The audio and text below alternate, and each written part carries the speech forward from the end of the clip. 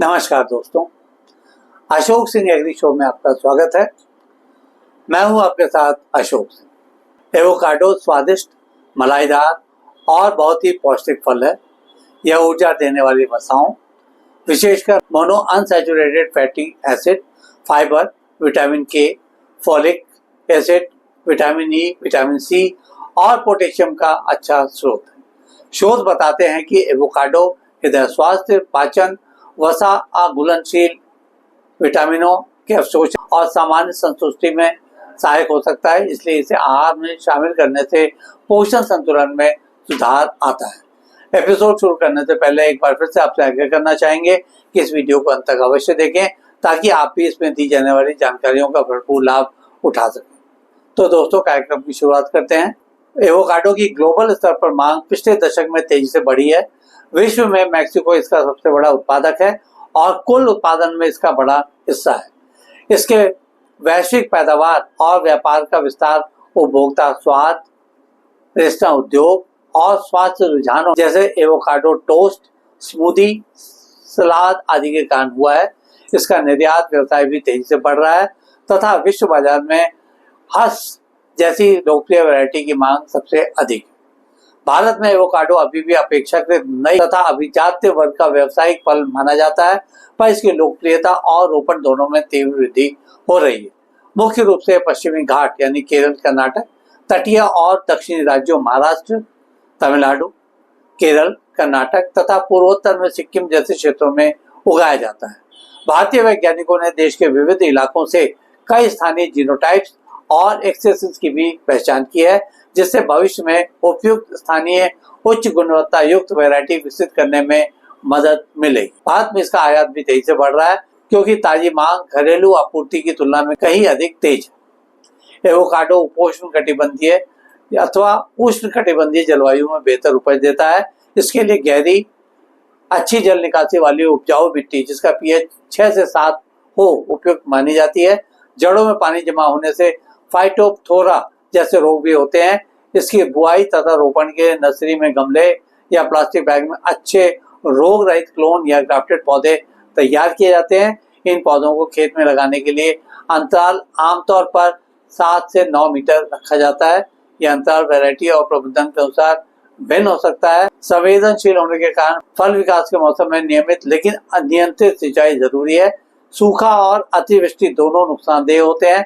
पोषण के लिए नाइट्रोजन, फास्फोरस, पोटाश सहित सूक्ष्म पोषकों का संतुलित अनुप्रयोग किया जाना चाहिए। पत्तियों के माध्यम से माइक्रो न्यूट्रिएंट सप्लीमेंट भी उपयोगी हो सकते हैं।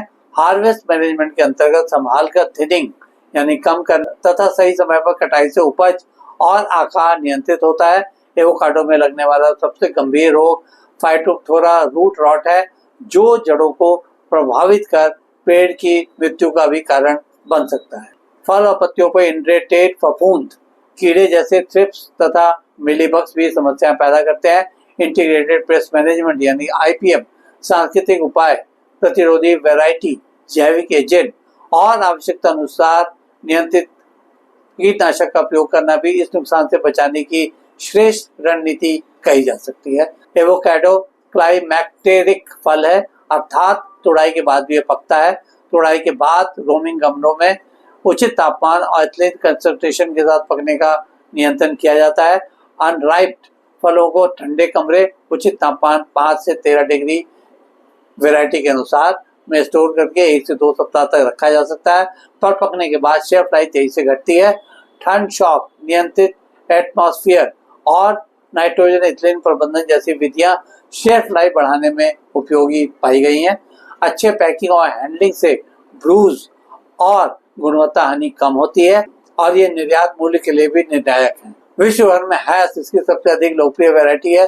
ऐसा इसके फलों की गुणवत्ता, त्वचा और भंडारण के कारण है। इसके अलावा रीट, फ्योल्टे, पिंकलटॉन, जुटानो आदि भी इसकी काफी प्रचलित किस्मों में से एक है। भारत में भी कुछ स्थानीय तथा उन्नत क्लोन और हाइब्रिड के पहचान तथा अनुकरण पर काम चल रहा है। भारतीय कृषि अनुसंधान परिषद के कई संस्थानों में उपयुक्त उच्च उपज और रोग रोधी वैरायटी के विकास पर काम किया जा रहा है। एवोकाडो का घरेलू उपयोग लगातार बढ़ रहा है।